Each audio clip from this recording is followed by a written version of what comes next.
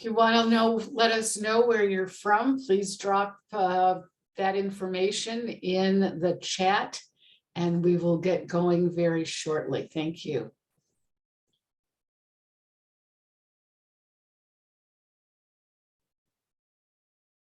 Toledo, Canton, Lakewood, Kent, Columbus, Hudson, Cincinnati, wow. Cleveland Heights, Worcester. And my old eyes aren't keeping up with these. Geauga, Dayton, Loveland, Ashtabula.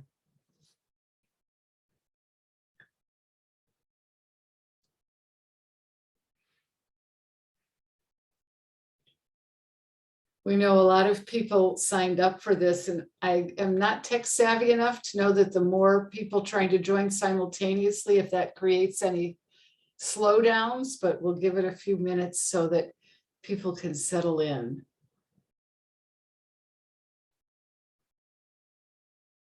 It's really lovely seeing so many people from all over.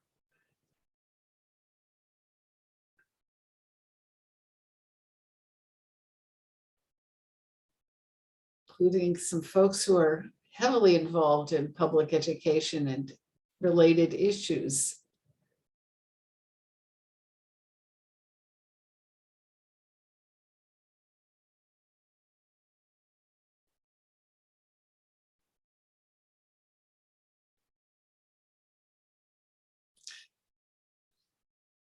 You'll see from the slide in front of you at the moment that live closed captioning is available, and you see the lovely little arrow pointing to the icon that should be at the bottom of your screen that says live transcript with 2 double C's. Since they are facing the same direction, it does not indicate Chanel products. And if you desire the closed captioning option, just click on that double C and it will be yours for the asking.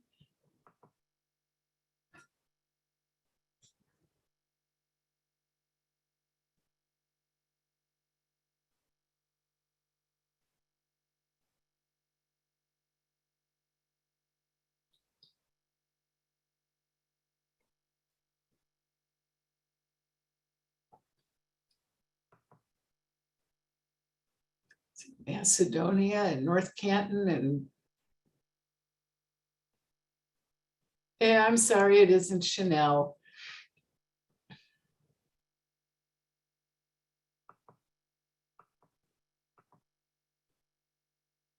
Trying to see if people are still joining or if that's really slowed down.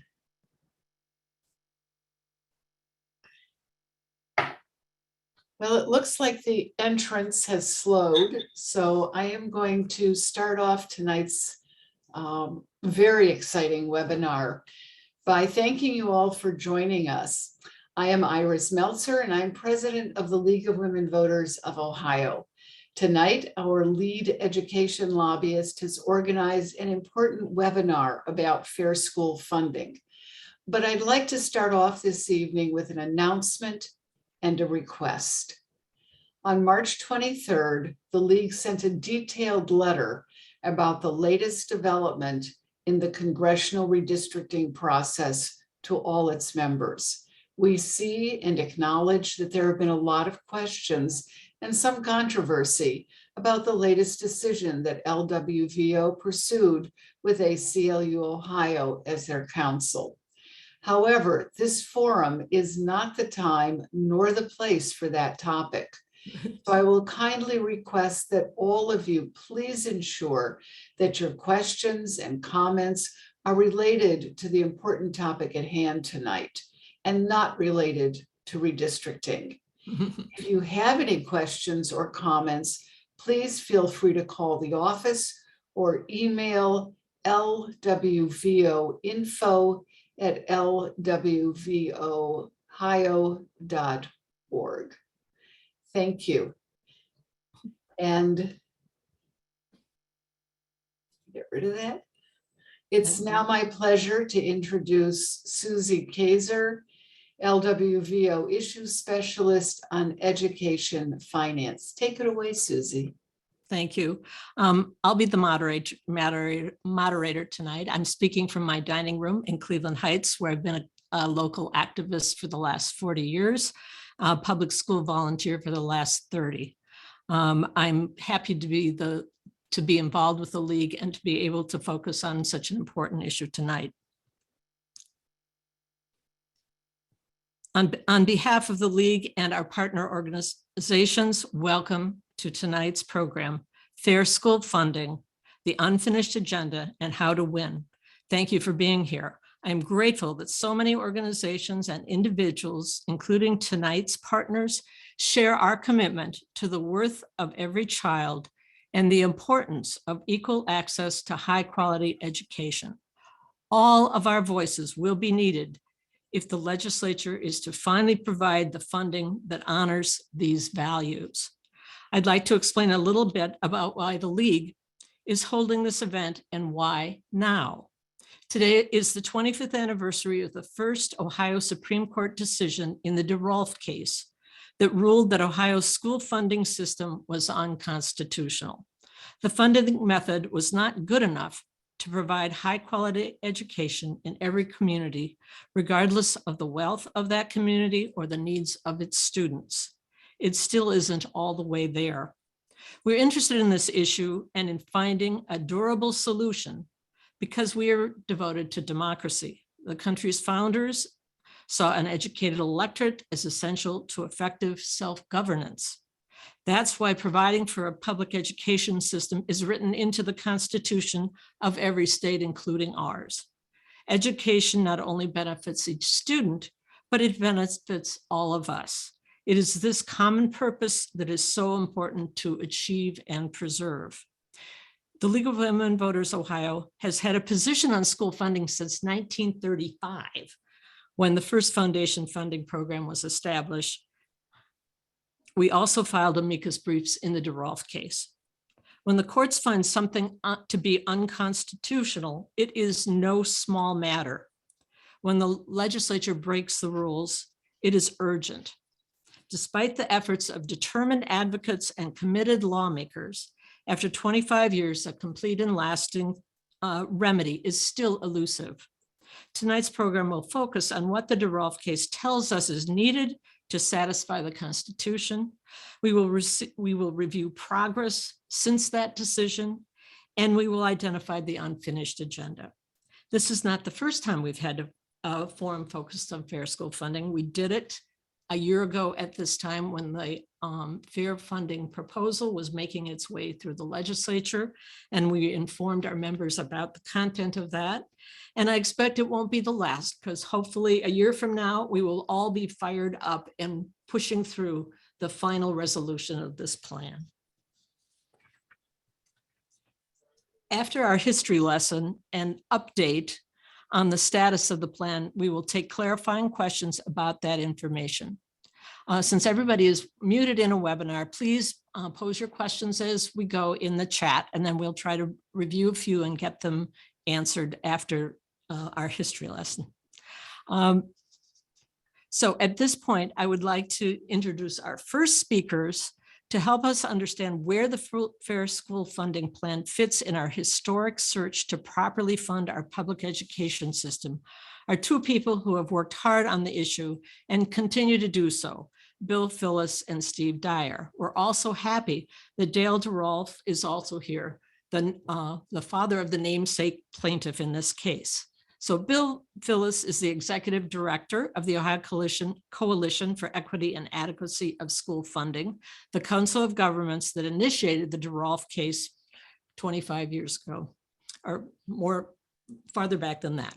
He has held that position since 1992.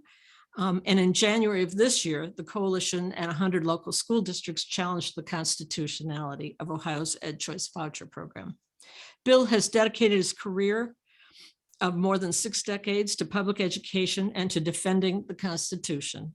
He's held every position possible in public schools, from the classroom teacher to interim state superintendent. We all know that persistence is critical to lasting change. Bill is a role model for holding strong values and pursuing them at every turn. So Bill, it's your turn. Please help us understand the history and importance of the DeRolph case. We know moving the legislature has proven to be difficult. Thank you very much. Am I coming through? You are. Okay. Well, let me go back to when I was assistant superintendent of public instruction. During the summer of 1986, I went to Perry County at their request. I said to the superintendents in Perry County, you know, I've been working with the legislature as a liaison to the legislature for several years, and I'm here to tell you that if you get your fair share, you're going to have to get organized. That was 1986. In 1988, the people in southeastern Ohio, the Appalachian region, formed the Coalition of Rural and Appalachian Schools. And for a couple of years, they talked to legislators. They tried to improve educational opportunities for the kids of that area. And then in 1991, they finally decided that they would form an organization, that is the Ohio Coalition for Equity and Adequacy of School Funding. And that organization was put in place to to challenge the funding system constitutionally.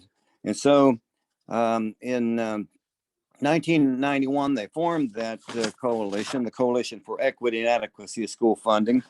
By 1991, by 1992, rather, there were 272 boards of education that joined the effort, and they brought this case in Perry County Common Pleas Court. 1994, the Perry County Judge Linton Lewis ruled in favor of the plaintiffs.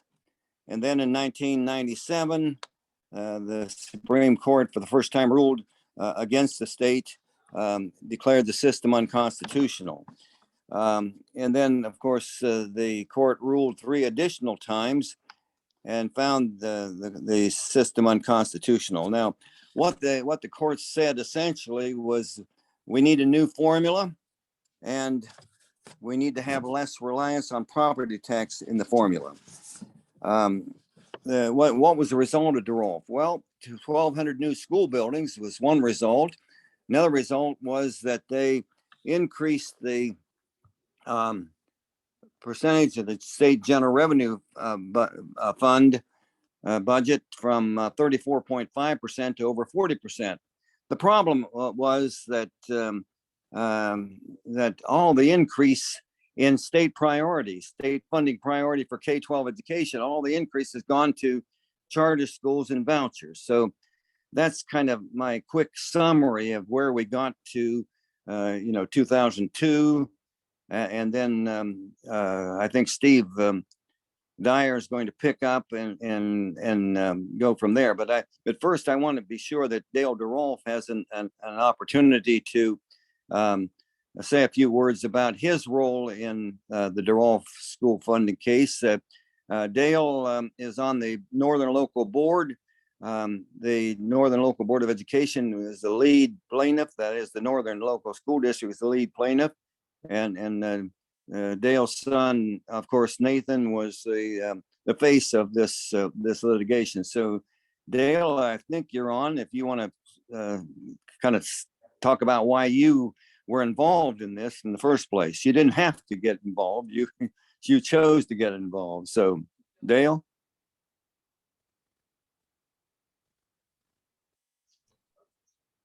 Dale, you should unmute yourself, please.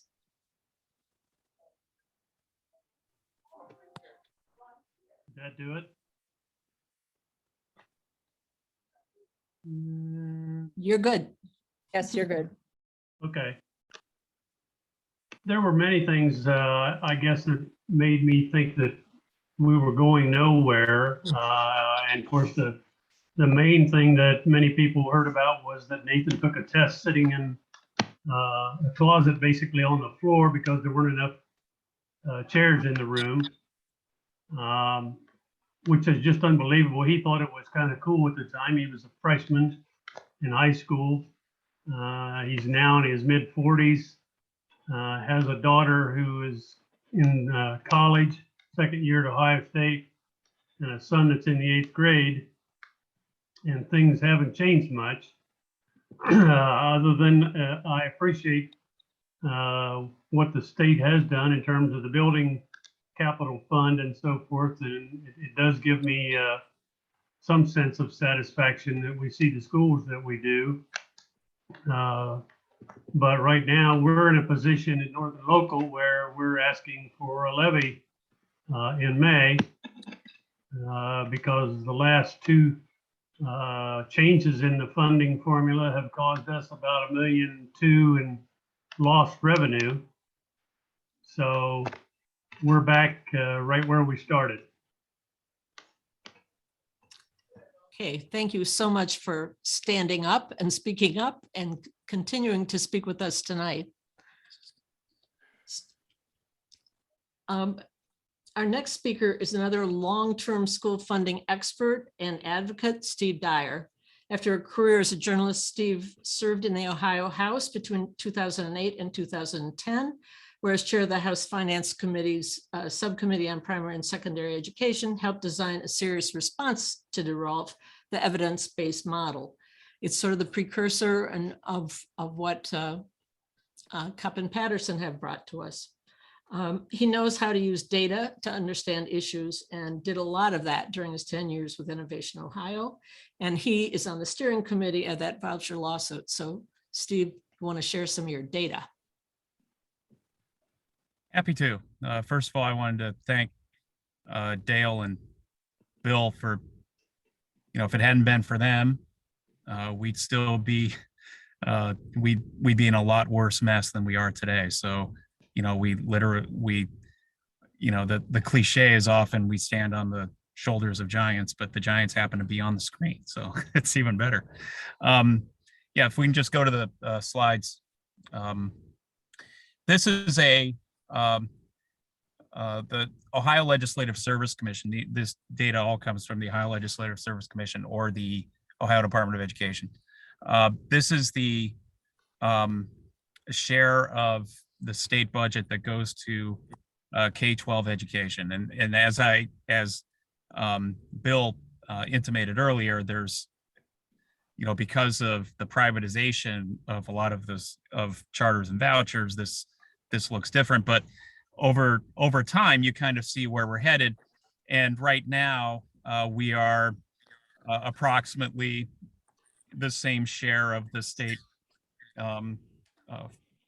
budget as we had in 1980. So again, we are, you can see the DeRolph case was filed in 91, and you can see as the case was held by the court, we kept going up and up and up and up. And then, we were headed in a good path. I'm proud to say that the evidence-based model was kind of a high point. And then, of course, we had the collapse of the economy, and now we're slowly kind of making our way back. Next slide.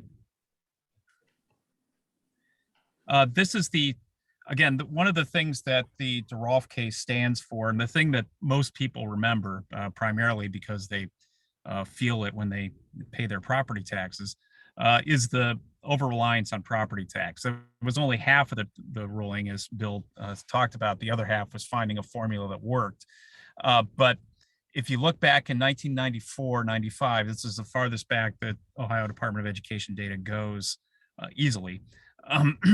About 54.6% of the money was coming from local property taxes.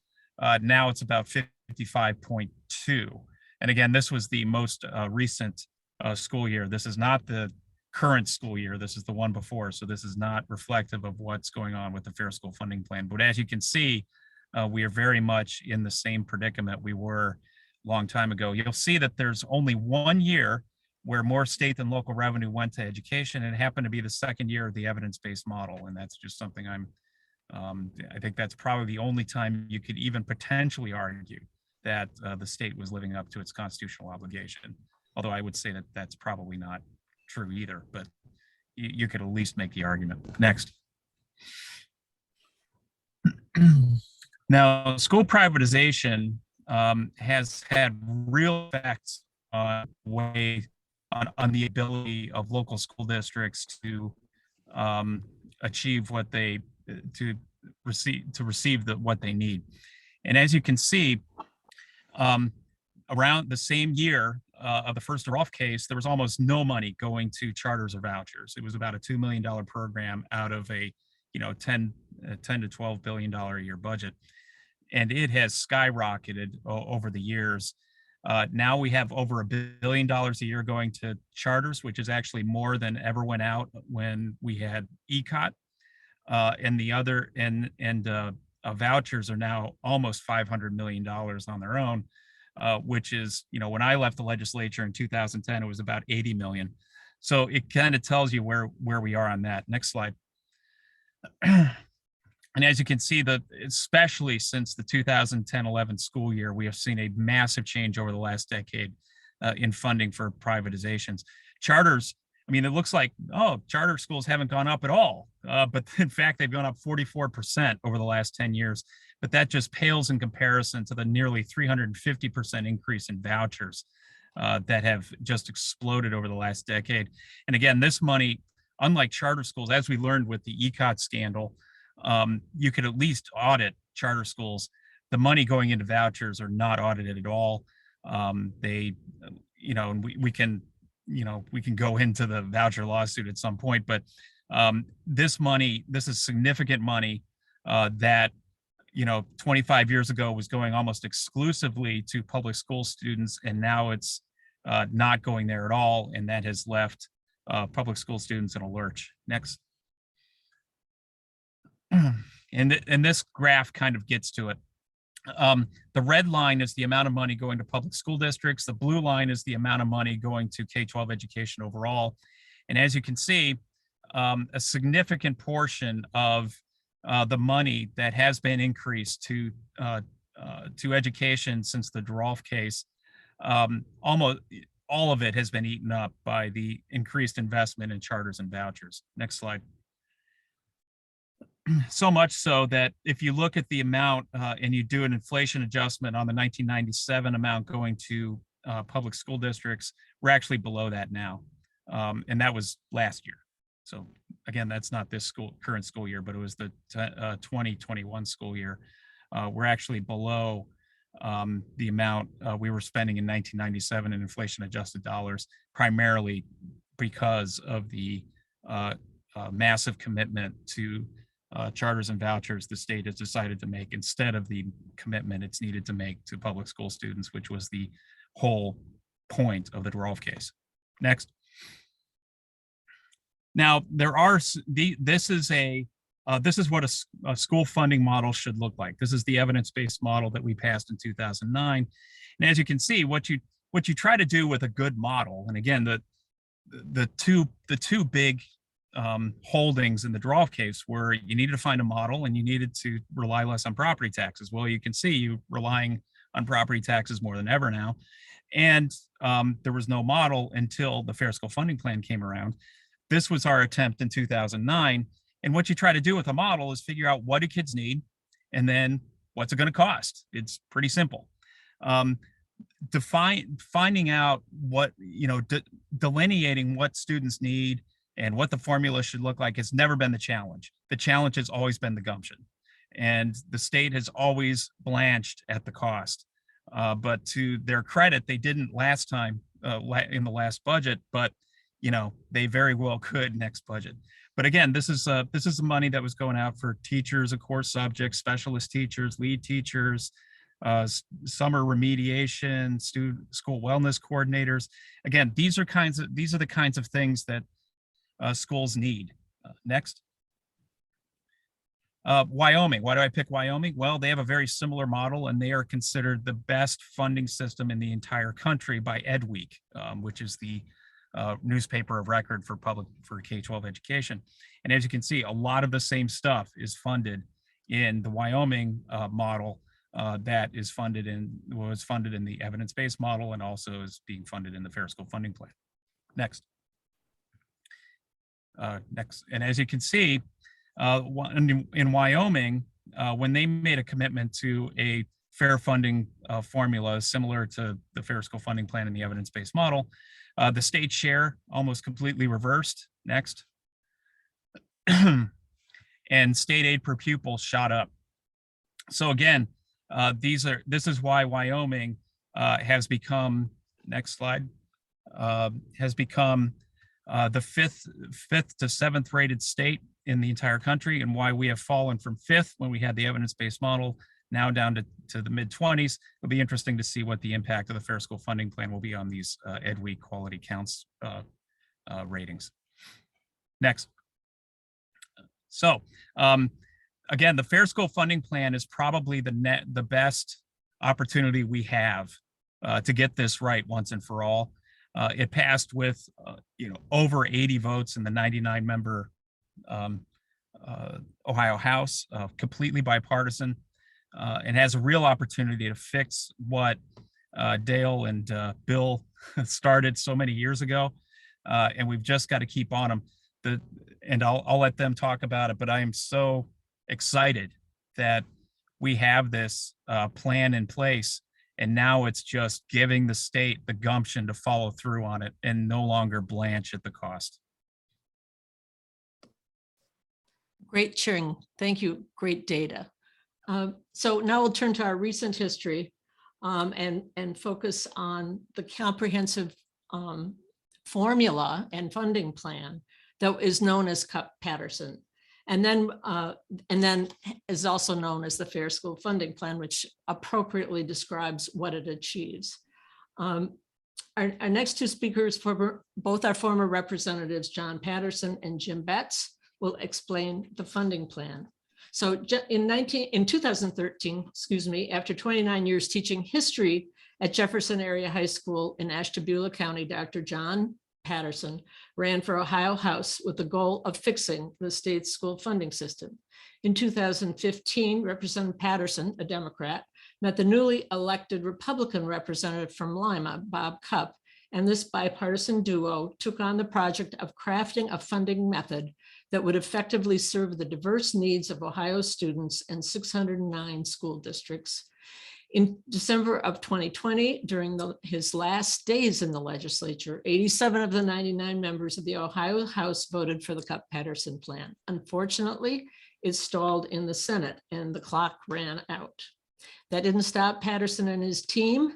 They recruited Representative Bride Sweeney and Representative Jamie Callender to introduce the Fair School Funding Plan as House Bill 1 as the first legislation in the 134th General Assembly. John Patterson is a team player, and much of the success of this plan comes from assembling a knowledgeable working group of education professionals who understand how funds affect education and how predictable funding supports quality. The team did the hard work of designing a funding remedy outside the influence of the legislature. One of the members of that team is Jim Betts, a Republican from Northeast Ohio, who served in the legislature from 1975 to 1981, and after 2 runs for statewide office, used his political know-how as executive director and lobbyist for the Alliance of High Quality Education for 25 years. It's a coalition of 70 suburban school districts. So this duo just completed a 5-step listening tour to hear from school leaders about how things are going 6 months after parts of the plan were included in the state budget. So together they will help us understand the Fair School Funding Plan, the contents that make the system a true remedy, what happened in the budget and what's left to do, and the challenges ahead of us. So take it away, John and Jim.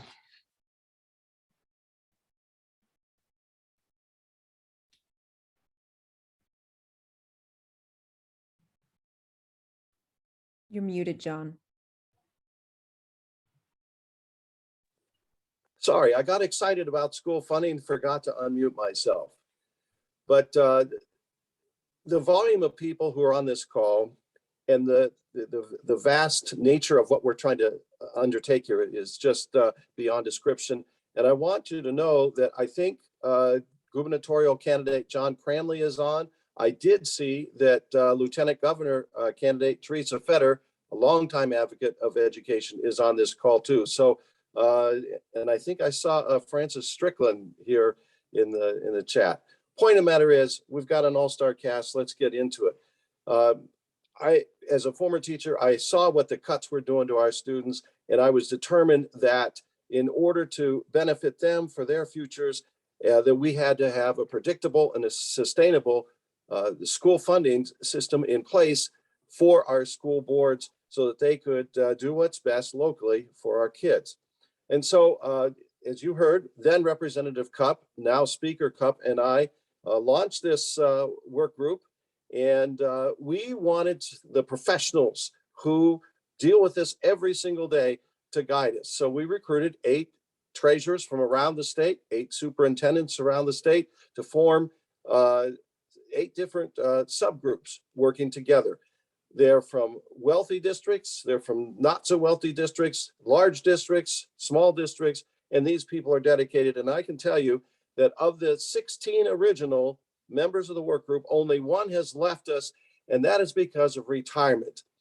I want you to know that when you form and join this school funding saga, and I think Steve Dyer can attest to this, you can hear the background music of the Hotel California. You can check out, but you can never leave.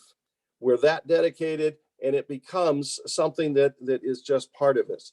So when we first introduced the Fair School Funding Plan, I can tell you that there were 360 districts on the guarantee, another 145 were on the cap, and that's a mess when you're looking at 609 districts. We can talk about guarantees and caps offline, a little bit complicated for those who may not be involved, but bottom line is formula wasn't working. So we got together and let the professionals guide us on this journey. Now, there were a couple of things that you need to know, and this centers right in on the DeRolph decision: adequacy and equity. And I want to let you know that the adequacy question has to do with what does the real cost of education and what does that money go to? I can tell you that the base cost, and we have an attachment to this, and Susie's going to email it out to you all. It's our original slideshow, that we have accounted for all the costs necessary for educating children in the state of Ohio. Things from building costs to the cost of a superintendent, to teacher costs, to transportation. Every single facet has been studied. It's been included. We know what an adequate education costs in Ohio for each district. And by the way, this formula is so precise that individual districts might have a different per student cost when you add up everything compared to others, depending on their own unique situation. More transportation dollars for some.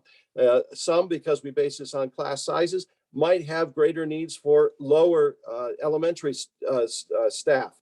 And so there would be a greater cost for that. Bottom line is adequacy is addressed here. Now, Steve mentioned something that is also dear to our hearts that we're working on, and that's the distribution or the capacity. What is the local fair share of a district?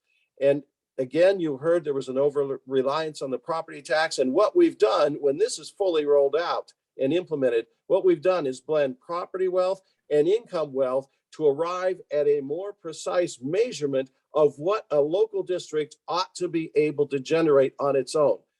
And it's going to take, this is a 6-year phase in time for all of this to get on board. But that is one of the major thrusts of what we were trying to do to make it fair for our students, fair for our taxpayers, and fair for all members in the state of Ohio. 4 last words. We demanded of the work group that they be objective, that this formula be transparent, and that it be sustainable. And finally, 3 words I'm going to add: justify, justify, justify. Everything had to pass those tests before it could be rolled out. And that was our mission. I'm going to kick it over to Jim now, who's going to dig a little bit deeper into some of those root issues. Jim, it's yours. Thank you and good evening, everyone. Thank you, John. As many of you know, Reverend Patterson was a representative in the State House of Representatives, but his passion for education and for fixing this problem this inherent problem, earned him the title within the work group as the Reverend John Patterson. One of the things that John just mentioned is the fact that everybody was under a certain demand from the Patterson duo. That was the fact that every time they made a proposal, it had to be objective. It had to be transparent. It had to be justifiable, and it had to be amendable. That meant that every dollar that was proposed stood for something. Every dollar was intended to meet a student need or an operational need of a school. As a result, therefore, this was a program that, should situations change, should practices change, should student needs change, then easily people could take these particular proposals, the base cost, certainly the calculations for the state and local share, and make changes, tweaks to those formulas to make sure that they continued to represent the very things that they were supposed to represent, the changing conditions and circumstances, and for that matter, any changing circumstances in the capacity of a school district. The first meeting that was held by the group itself occurred in November of 2017.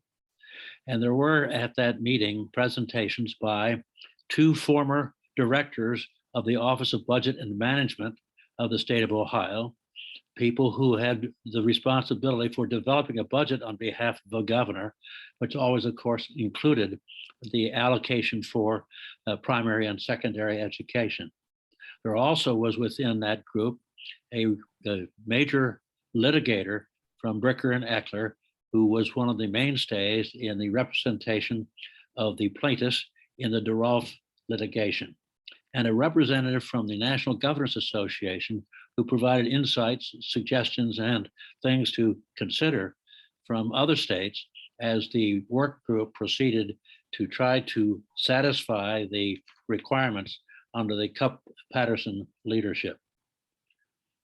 The first thing that Representative Cupp and Patterson said to us was, you must make sure that the base cost, that amount of money per pupil, that is to apply to everyone, regardless of what their situation or circumstance, that base cost that is to cover all the needs of a student who does not have any special requirements, no handicaps, or that does not live in poverty, or is gifted, or is an English learner. Those needs must be met for everyone in this base cost calculation. So the practitioners, the two, the treasurer and the superintendent who led the base cost group, went deeply into detail. As John suggested before, unlike the old formula and most old formulas, there was no one single base cost. In fact, every one of the 609 school districts, the different charter schools and the STEM schools and the career tech schools all have different base costs because of different pupil-teacher ratios that apply to the various grade levels. 20-to-1, for example, for kindergarteners, 23-to-1 for first, second, and third graders, 25-to-1 for grades 4 through 8, and 27-to-1 for grades 9 through 12. Therefore, if a school district's population was top heavy in the higher grades, their base cost would automatically be lower. It also provided larger per pupil base costs for the smaller districts because there were certain requirements that were necessary regardless of the number of students that might be involved in that particular district. There were four basic component divisions. The first was classroom instruction, which included all the classroom teachers, of course, special teachers for art, for physical education, for music. It also provided for substitute teachers with an average of at least 5 days per teacher per year. And then, of course, for professional development for teachers, something that is absolutely essential in developing and retaining and improving the teaching staff of a school district. The second major component grouping was instructional and student supports. These were the people who provide academic and curriculum assistance. These are the people who provide counseling at the high school level. These are the co-curricular, the academic co-curriculars and athletic co-curriculars, safety and security requirements, supplies and academic content, library, special services for operations, and of course, student emotional, social, and security life support requirements, and of course, basic per pupil technology. The third was school operations. This included, for example, the cost of a principal with a per pupil allotment as far as the principal funding was concerned. And of course, all of the janitorial and other maintenance requirements, as well as the leadership support teams in our school buildings. And then, of course, the district leadership and accountability at the central office. So that every one of those various groupings is made up of several subcomponents, all of which can be identified. And if needs change, of course, those portions of the particular base cost will change.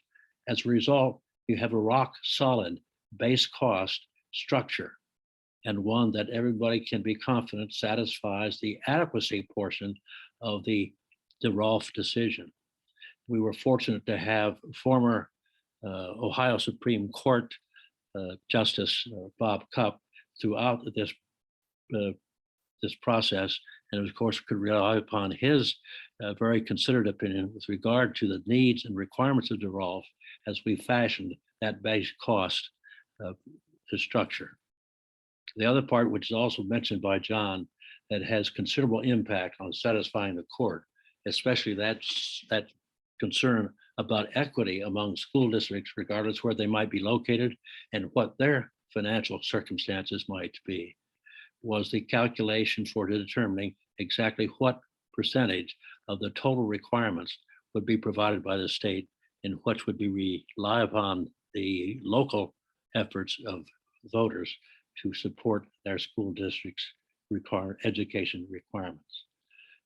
This is probably the most detailed effort to try to ensure that the combination of property and income wealth can properly determine the capacity of a school district to support its schools, and has crafted in such a way that the very poor school district, in terms of their combined property and income levels, is represented by the smallest effort that must be made in providing their local support. And we are confident that it does satisfy the equity requirement as demanded by DeRolph. From there, knowing that the structure for the base cost and the structure for determining the state and local shares for individual districts had been satisfactorily developed and constructed.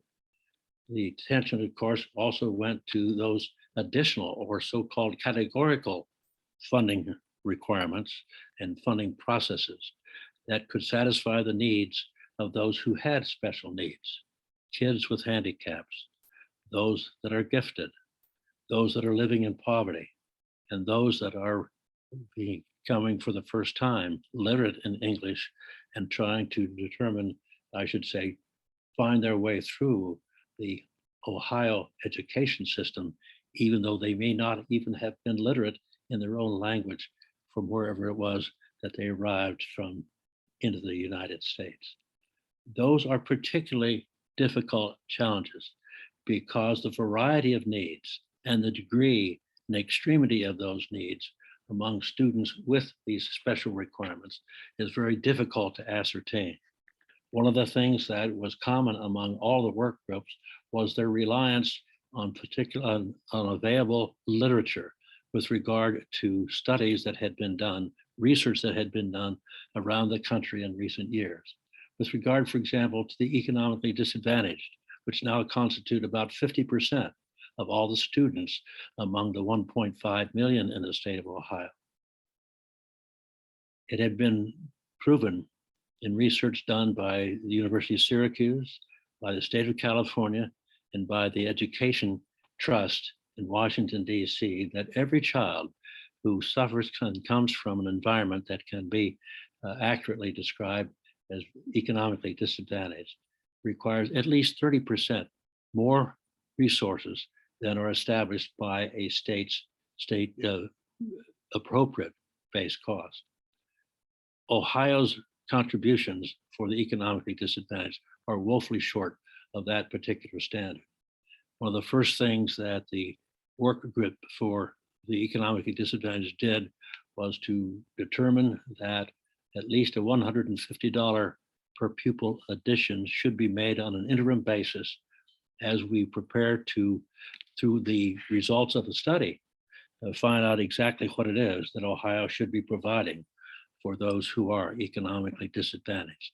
Even so, with that additional monies and with a very, shall we say, complicated calculation to take into consideration the concentration of economically disadvantaged students in a particular school district, Ohio falls far short of that 30% goal. As a result of that, for example, and because we needed additional data to make firm recommendations, the work group requested and House Bill 305, House Bill 1, and the House version of House Bill 110, which ultimately resulted in the 2-year budget that was passed in June of 2021, requested a study, an integral study, and a delicate study, and a very detailed study of the needs and the appropriate services that should be made available for those who are economically disadvantaged. Unfortunately, the Senate version did not include that study. And we are currently, as a work group, working hard to find private sources of revenue that could allow us to create and to implement that study in time for the budget deliberations that will begin early in 2023. However, studies are underway with regard to special education, as well as English learners and several others. And hopefully those results, the results of those studies, will be available as the work group considers what improvements, what changes, and what modifications they will recommend as the General Assembly considers its budget proposal for years 2023 and 2024. 24 and 25, as they work to pass a budget by the end of June in 2023. Other things that had to be addressed also were the various provisions and complicated provisions and absolutely essential provisions of transportation of students within the public school system in the state of Ohio. We are a diverse state geographically as well as in many other ways. And it's interesting to note that one of the co-chairs of that particular subgroup happened to live in a district that surrounded another district. The district that was surrounded is Coshocton City, with approximately 23 to 2,400 students. The Coshocton City district constitutes 12 square miles.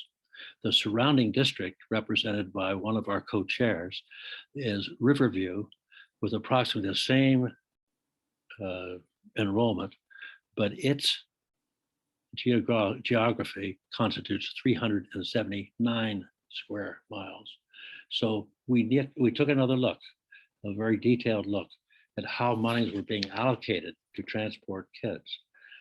Ohio is the only one of the 6 surrounding states that requires that all students that are residents, students, that the district in which they reside must provide transportation, whether or not they are taught in the facilities of the district, or whether they transfer through open enrollment, transfer through to a charter or community school, or receive a voucher and actually are taught in a private school. Those also were seriously looked at, and an interim addition to help offset those additional costs was instituted in the Fair School Funding Plan. Unfortunately, a detailed study that had been requested and was a part of the House version of the House Bill 110 did not include that study. And we are looking also for private sources that might be able to help us finalize in great detail exactly what those additional costs are and make sure that the school district is responsible for providing that transportation to those various students are made available. We, of necessity, once we concluded all the work as a work group, and Cupp and Patterson made their political decisions about how to proceed, it became obvious that the additional funding, approximately $2 billion above the funding level of the fiscal year 2020, would something that probably could not be swallowed by the General Assembly and would not be adopted by the General Assembly if it was done so in one specific lump sum increase. So the plan was to propose House Bill 1 to develop in the budget, which turned out to be House Bill 110, and institute as much of the Fair School Funding Plan as was possible, but that the full funding levels would be phased in over 6 years. That was done in large part, although the phasing in of the economically disadvantaged new monies was not included in the first year of the phase in, and only at the rate of 14%, about half of which would be compared to the level of the other provisions of the plan. So we do have some work to make up as we look to the challenges that are facing us for this next budget go round. It's interesting to note that as the Fair School Funding Plan work group was able to address, to study thoroughly, to develop objective, transparent provisions for recommendation, and to satisfy the demands of Cupp and Patterson that everything be justified, transparent, amendable, and objective. They recognize that their one hope to provide a fully comprehensive, total fair school funding plan just couldn't be accomplished in one budget cycle. So they now are reviewing, because they didn't know exactly what inadvertent problems might arise from the various provisions, the complicated provisions of this plan. And we are now in the process of trying to determine what those unintended consequences might be so we can prepare for them, so that we can also prepare for the additional funding levels that are required as the 6-year phase-in is accomplished. And we look forward basically to the support of all of you who are listening this evening to help us make sure that that next step can be accomplished. John?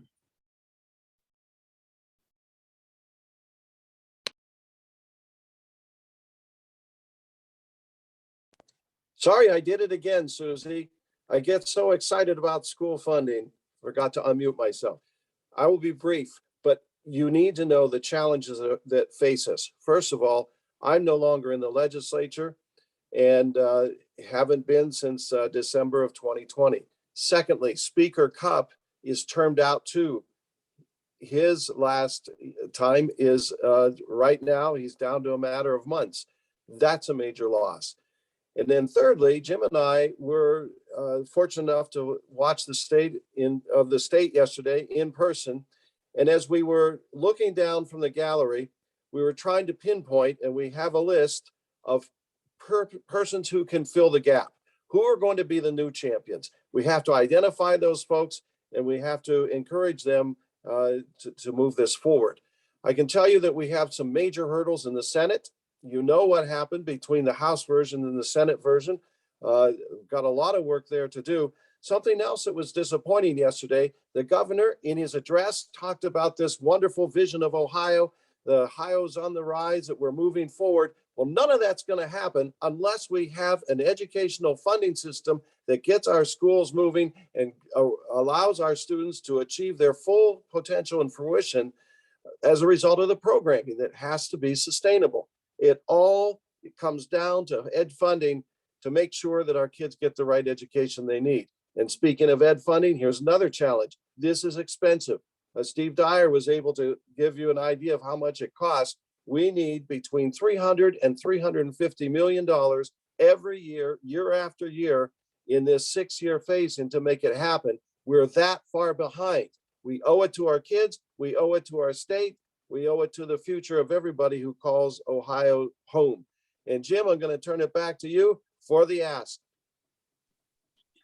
As John has suggested, the challenges facing us now for this next 2-year budget cycle go around are different.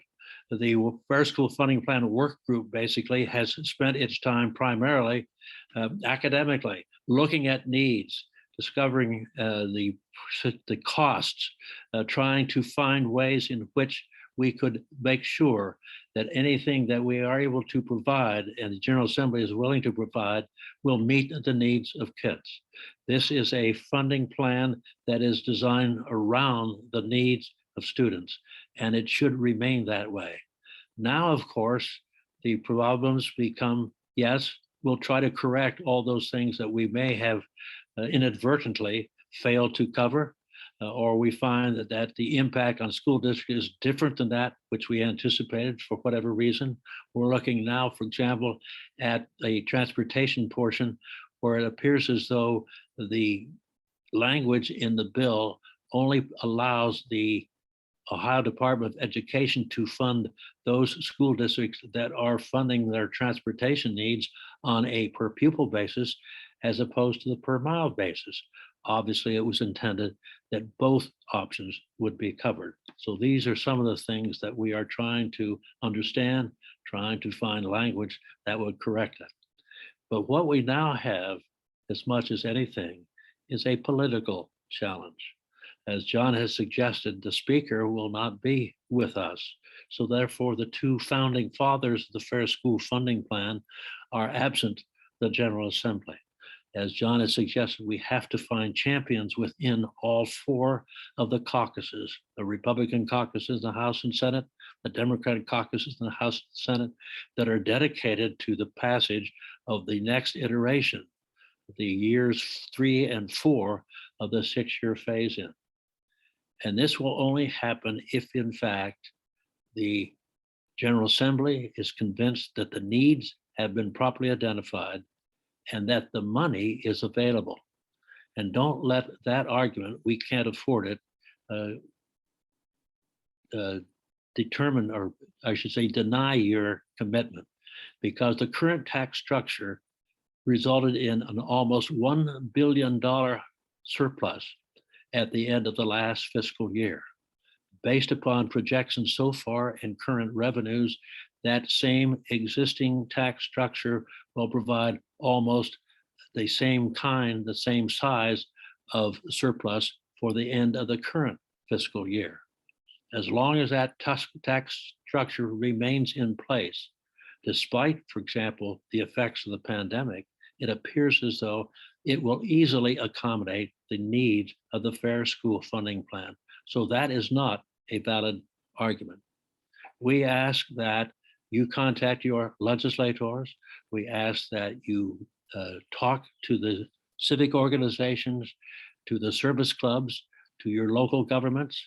We ask that you talk to the media. We ask you talk to friends, gatherings about the need for this Fair School Funding Plan to be fully implemented. Our kids need this.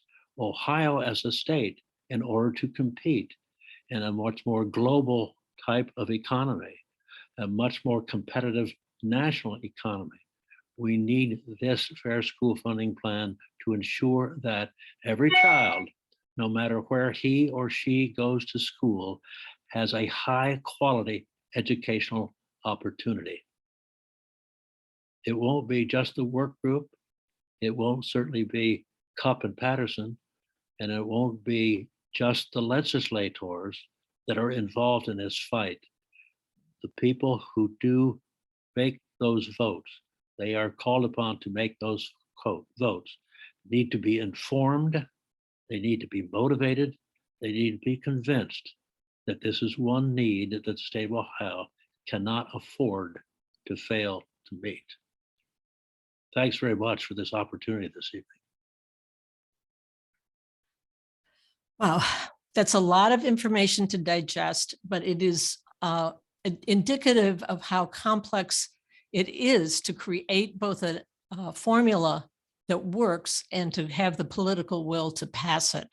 We have just a time for a few questions, and one of them is there any really substantive disagreement about the content of the plan? And could you speak a little bit more about the 300 to 350 million? That wasn't quite clear what that really means. John, could I respond? John, is that all right if I go ahead? Yes, yes. All right. Let me address the 300 to 300 million dollars.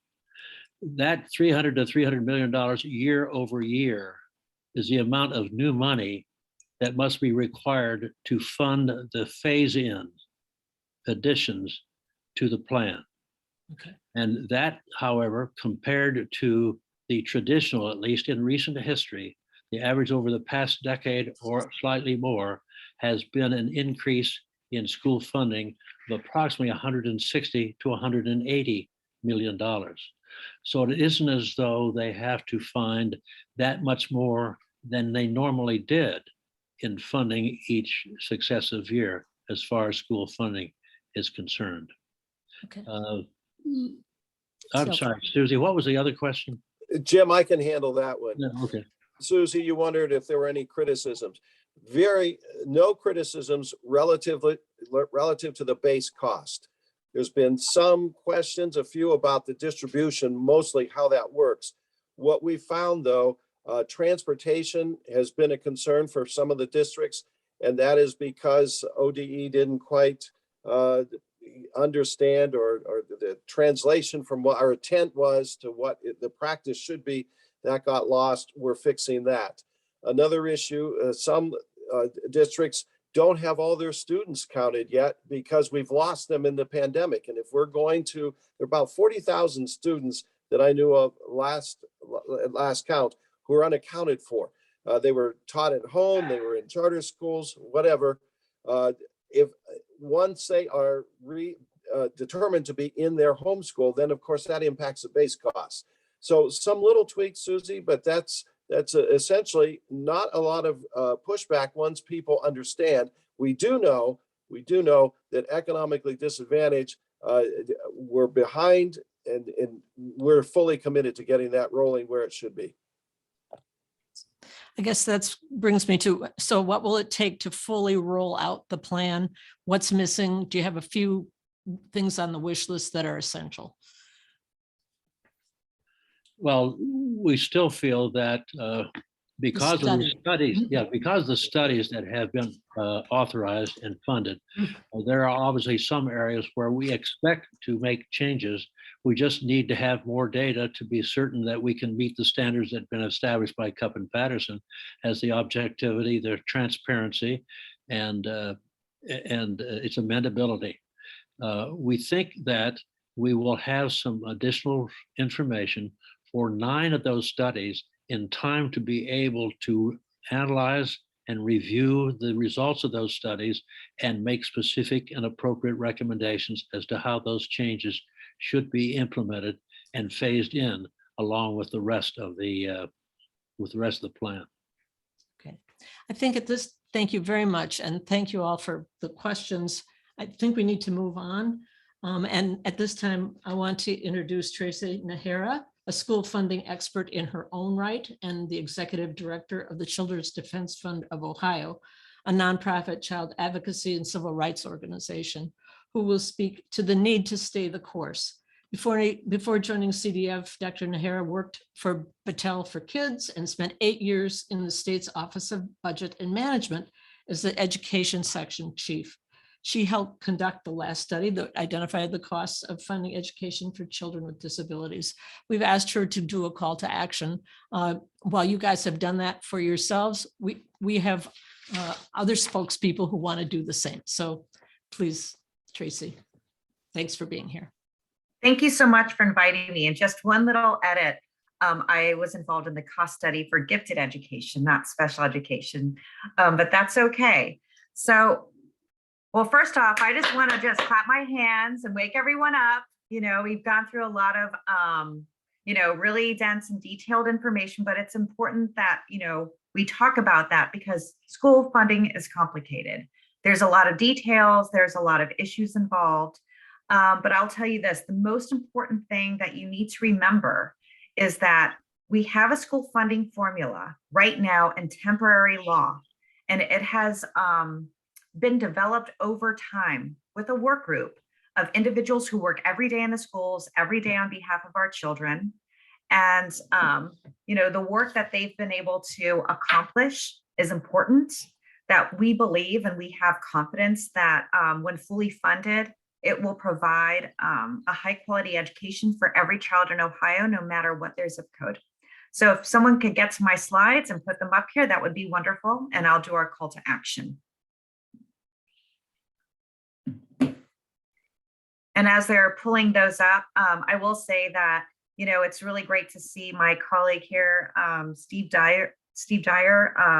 We worked together on the state's evidence-based model under Governor Strickland, which was an amazing experience. And, I feel like the work that we've done, in the past, notwithstanding anything that happened in the middle there, that it's really helped us get to this point and, appreciate everyone's good work.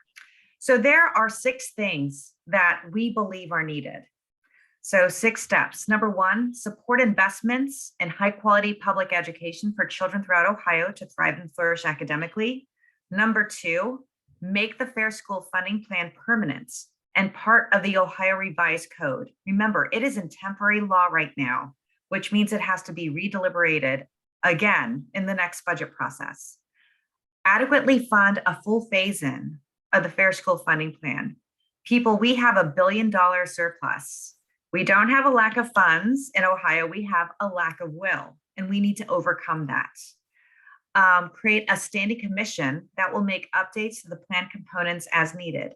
Like everything, we need updates, we need tweaks, we need to include the best and most up-to-date research and cost studies. And that's what we want to do, have a system of continuous improvement. We need to advocate for a study to be conducted on education and poverty to make sure all children everywhere across Ohio have the opportunity for a high quality education. And that's actually a top priority for many of us. Ensure student wellness and success funds target wraparound services such as after school and child mental and behavioral health needs. This is also an important component. There's a saying out there that you've got to Maslow before you bloom, right? And right now, a lot of our children are suffering and are experiencing behavioral health challenges like never before. We need to make sure that funding is targeted and can help children, access that quality education. So if you can get to the next slide, please. So I'm just going to be upfront and thank my colleague, DeRolph from OFT. As I was thinking about the slide, he was helping me. And one of the things that he said during our call was, remember in November. And that's right, remember in November. Support candidates who share your commitment to public education. And that means local school boards, state school board, Ohio House, Ohio Senate, and the governor. There's 3 things you need to ask them. Do you support and are you committed to making sure that every child has access to a high quality public school? Do you support the Fair School Funding Plan? And what are your plans to make sure that Ohio invests in fully funding the Fair School Funding Plan? So how do you do this? You can do this in a variety of ways. Let's go to the next slide. We want you to, first of all, use your voice.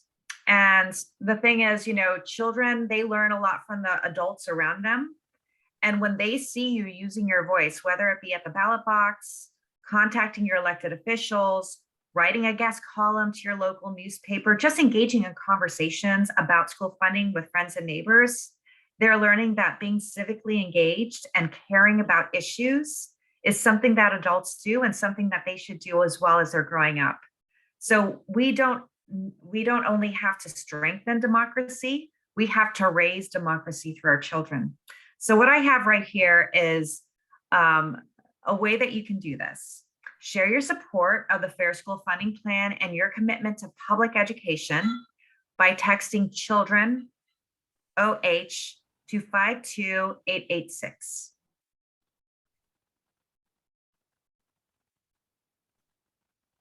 So let's leave this up here just for a moment. Maybe everyone could just do this really quickly, and it'll ask for your zip code. So the representatives that represent you in the region of the state that you live in and the governor will receive a text message from you, letting them know how important this issue is.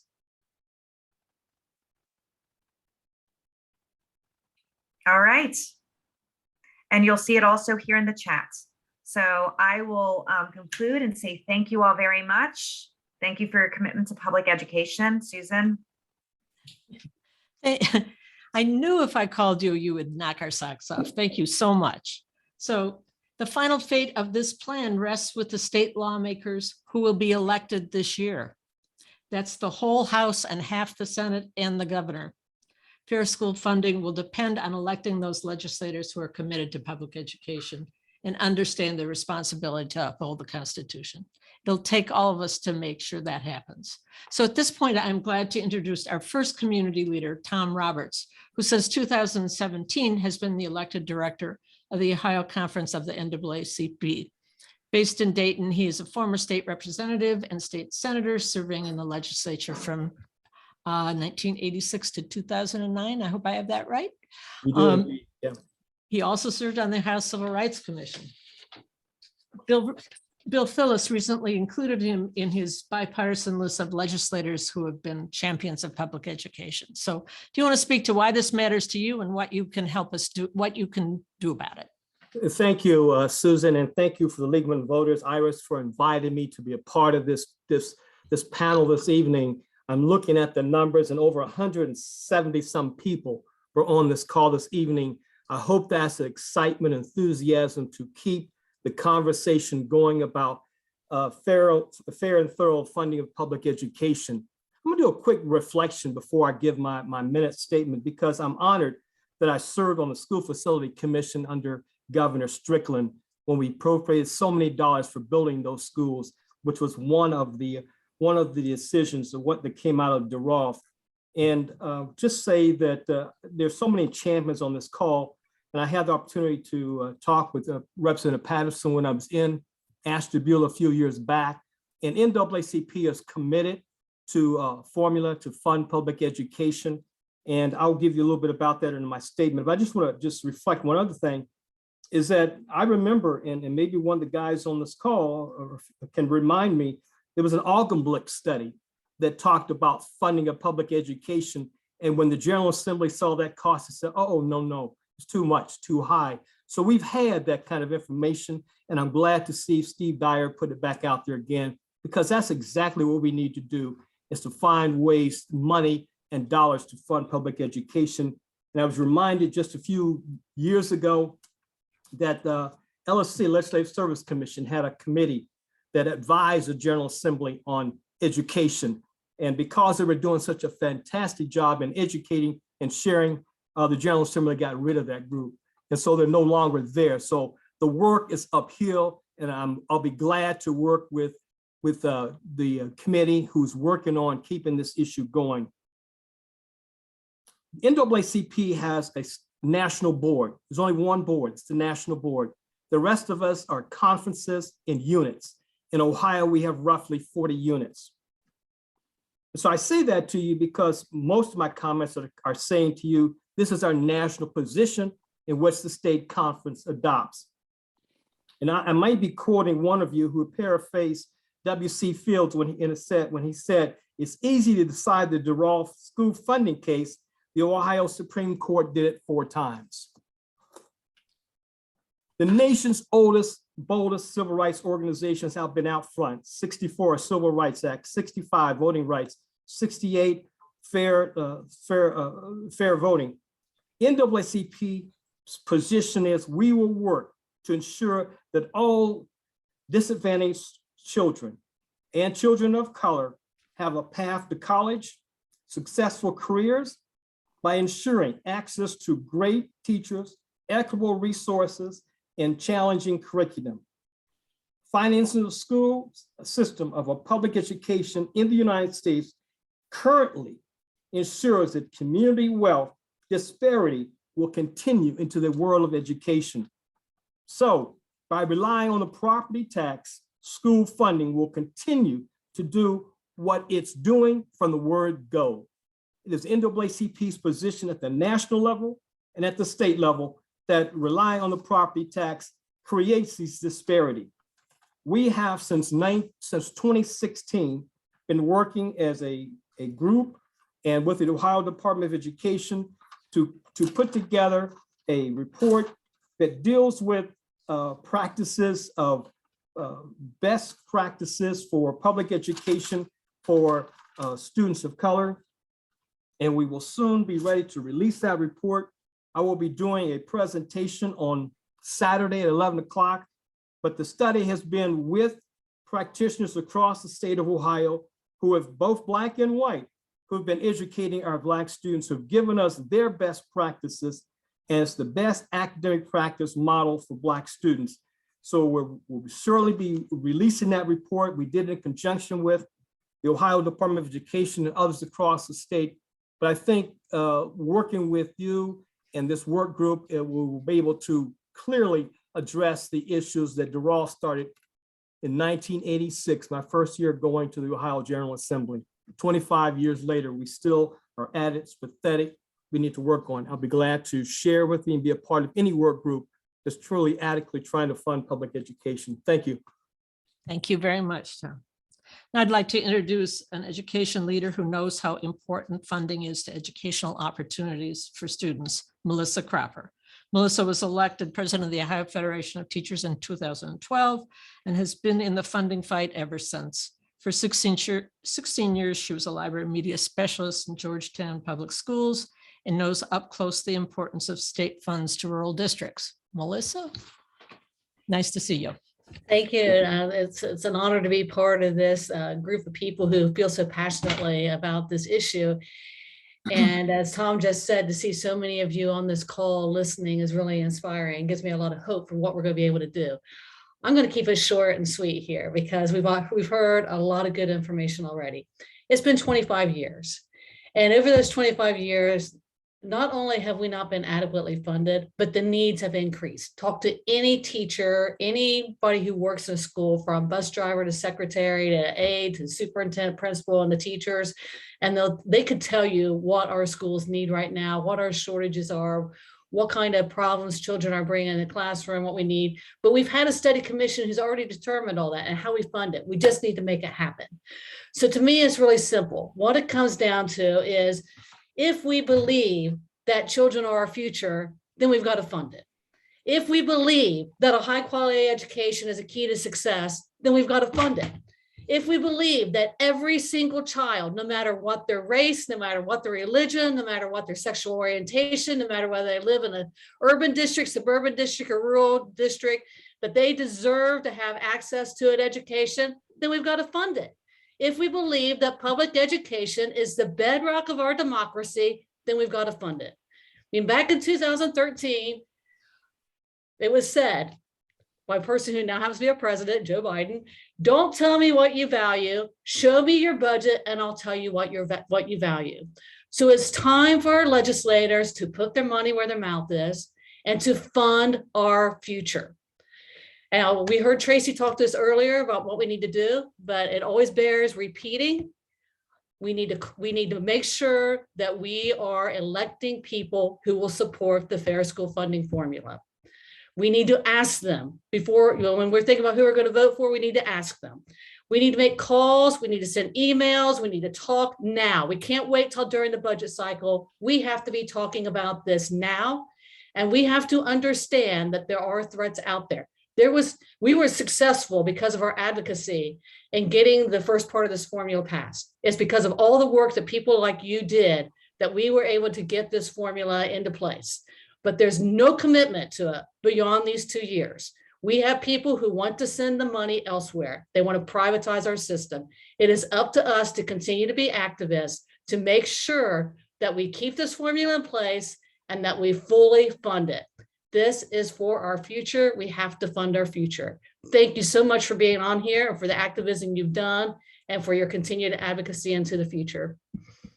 I believe. Thank you so much. Alicia Pagana is an arts educator and currently teaches Spanish at Trotwood Madison High School. She's the state director of the League of United Latin American Citizens of Ohio. She serves on the national board of LULAC and its Education Equity Committee, and she has as much passion as you do, Cynthia. Alicia. Oh my God, Melissa, thank you. Oh, thank you. I just needed that. And all of you, thank you so much for being here. As a classroom teacher, all I can tell you is that the last 2 years have been hell for teachers and for students. And right now in our buildings, we have teachers that are overworked and overcommitted, and we have students that need our help 24/7, who are dealing with trauma and the sense of loss, and they don't even know that they're dealing with it. They just know that they're in a funk. And we have teachers that are trying to fill the roles of counselors and wellness staff because we don't have enough substitute teachers to cover when teachers are out, let alone enough wellness staff to help address the multitude of needs that we're seeing from our kids every day. And it hurts my heart and my spirit as a teacher, as a mother, and as a survivor of generational racism in this country to go up in my classroom and tell my kids that Dolores Huerta says, sí se puede, yes, we can. And we can because we are the United States and we have the resources, and then have my kids melting down in the classroom because we don't have those resources. We aren't worthy of having those resources for our children because they're in the sides of town that we don't want to look at and remember, that we can close our eyes to on a daily basis for years and years, and then have the gall to say, oh, I'm sorry, we're in a pandemic and we can't help with those needs. And oh, let me think about this Department of Education. You know what? You're right. So let's put out a resolution and make sure that we're covering what we should be doing, and then turn around and take it away. Because again, they can do it because they can. Well, there's more of us than there are of them. And we have to tell our parents and our students, and I do that as a teacher, but while I do that, I have to remember that, oh yes, the legislature is working really hard to make sure that they can put a bigger piece of duct tape on my mouth and a bigger piece of duct tape on my eyes so I can't see them continue to steal from the futures of our children. I am so pissed at what this educational system continues to do to our children and our country's future. So you can be sure that this educator is going to continue to tell her parents and her students that their voice matters. And I hope that my fellow educators will stand up to this call right now, because we are the people that we've been waiting for to save our behinds. And if we don't get up and do our job, then our behinds are kicked out just like the ones in the past. So I'm a grandmother and I have a granddaughter with special needs and a son with special needs. I don't want their children to have to go without, like my grandchildren are doing right now, because their school system can't provide for them the basic Maslow needs for them to have a full, thriving experience in education. That's all I really wanted to say. Thank you all so much for allowing me to be here. And let me tell you, we're only 3% in Ohio right now, but we're a young population, the Latino population. So our children's children are going to be a part of this Ohio school system and the nation's school system. And just like all the children around the world, they are watching what we are doing. Thank you, everyone, for the work that you do. Thank you too. So our final speaker will be Karen Leath, the League of Women Voters. She's the advocacy chair, and she's been the co-chair of this and a great help in planning tonight's work and all the work that we do. So Karen. Thanks, Susie. Basically, we began by saying that the League has been committed to education and the education financing piece since 1935. And I'm going to close with the fact that the League of Women Voters of the Ohio Board recently recommended a call from 2 of our local leagues to include defending public education as a 5th plank in our main campaign for making democracy work. Education is so essential to the functioning of a democracy that all 50 state constitutions provide for a system of public schools. As Thomas Jefferson observed, public education is necessary to prepare citizens to participate effectively and intelligently in our open political system and to preserve freedom and independence. The League of Women Voters believes that an educated and informed voter is critical to making democracy work. Public education is critical to accomplishing that goal. The relentless attacks on our public education and the common good that it serves deserves the focused attention of all of us. Therefore, our League commitment and our call to action includes many of the statements that have already been made. This next General Assembly will be funding that framework.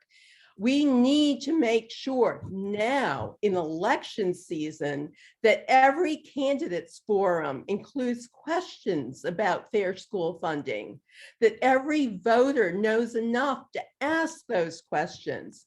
We need letters to the editor that explain honest quality education needs equity in funding now as we're making those decisions. We will include questions in our vote411.org guide on funding, and we will follow through. You can find on our website a lot of helpful hints about how to follow through, how to create a relationship with your legislator, how to basically let that legislator know where you stand. And we as leagues will create those relationships after this election. We will encourage our leagues and the many members that they have to hold meetings and to continue to speak out on fair school funding. This issue is extremely important to us. Every child deserves a quality education through a constitutionally well-funded system of public schools. Please make sure you research candidates, ask the questions, and vote. Then follow through with communication to those legislators. Thank you. So, thank you everybody for being here. I hope it is up to all of us to make sure the Fair School Funding Plan becomes reality in its full form, which is the form that makes it constitutional. I so appreciate the information, the energy, and the commitment of everybody that joined us this evening. We will be sending a follow-up email tomorrow with a recording of the event and with a number of additional resources. And I thank you all for being here, and let us keep moving forward for a more just and humane society. Appreciate everybody, your help.